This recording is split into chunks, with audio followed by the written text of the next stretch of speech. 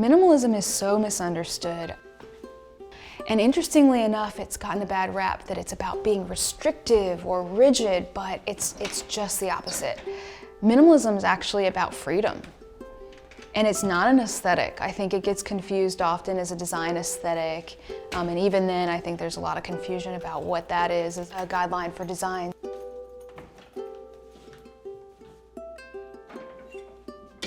I studied architecture at Virginia Tech and moved to Richmond in 2006, certain that that was my path. I think I realized after a couple of years practicing that it wasn't the best fit for my personality, but that was the plan. And then in 2008, the housing market crashed, and so architecture as an industry was hit really hard by that. And I was one of the architects who lost my job, and at the time it seemed like the worst thing, but really it was kind of the universe's little nudge of, hey, this isn't really what you're supposed to be doing. During the time between being an architect and starting Minima, I worked, on average, I want to say 5 different part-time jobs and wasn't making ends meet. I fortunately didn't have a mortgage or a family to support, so my needs were minimal. During that time, I didn't want to ask for money, I didn't want to go into debt, I didn't want to lose my little emergency fund, so I started looking around at everything in my small 800 square foot apartment and asking, do I want this thing or do I want the money that I could get for it? Time was something I had an abundance of, so I sold hundreds of items, I would say, over those 2 years, and that kept me afloat. But at the same time, I dramatically cut back on my spending. I wasn't buying anything that wasn't essential. I wasn't eating out, unless it was like a $1 taco night somewhere. It was not easy to live this way, but it was really empowering because I realized it was possible.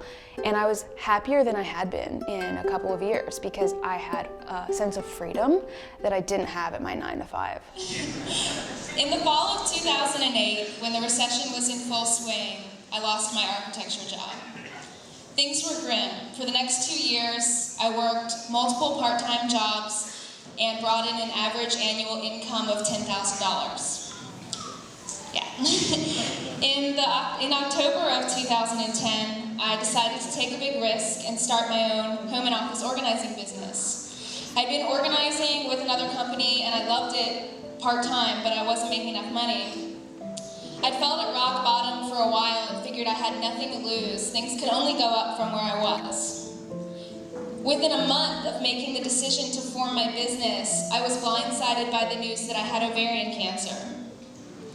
Yeah. So now I was at rock bottom. It was the same day that I got the LLC paperwork in the mail, and I was like, well, this is gonna have to wait a little while.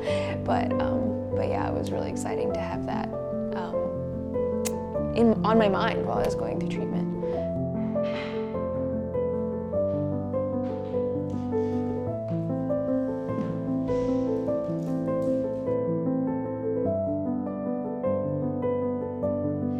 You know, now I wish there was a better way to learn this lesson. There's the Chinese proverb that you might have heard about where the farmer's horse runs off and then his neighbors are like, oh, that's terrible. He said, we'll see. The horse comes back.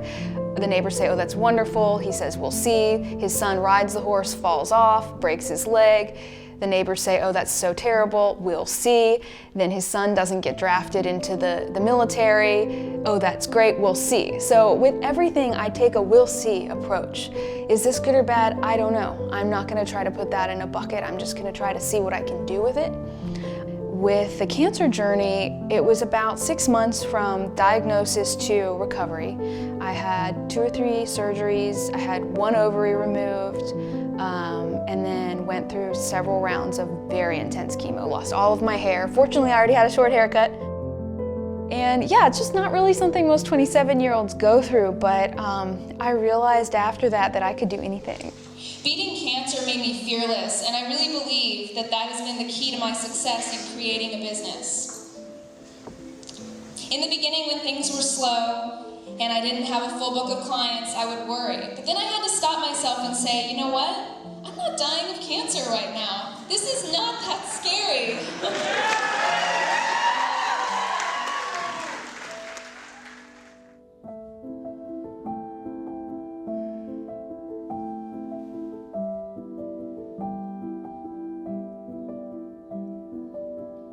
So I look at minimalism as a holistic approach to life. It's not just about the space. It's about your relationships. It's about your finances. It's about your mental health. Most people start with the physical space, but we see it trickle in really wonderful ways. I'm a minimalist. My environment looks this way because of me, but you can be a minimalist and also have color, you can have more art on the wall, you can just have more. It's not about the number of things you own, it's really more about the intentionality behind the things that you choose to bring into your life.